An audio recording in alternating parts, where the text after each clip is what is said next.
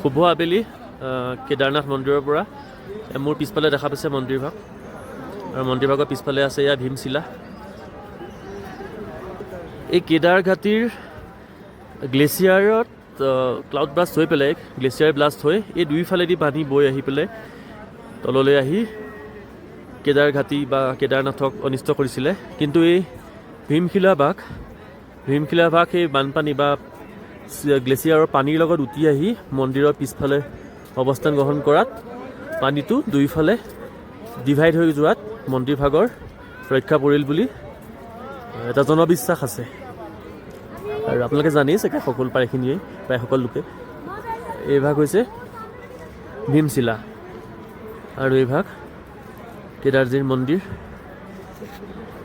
আৰু এয়া হৈছে সম্পূৰ্ণ কেদাৰ ঘাটি।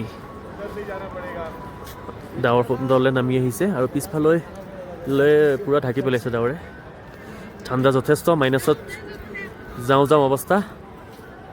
Thank U.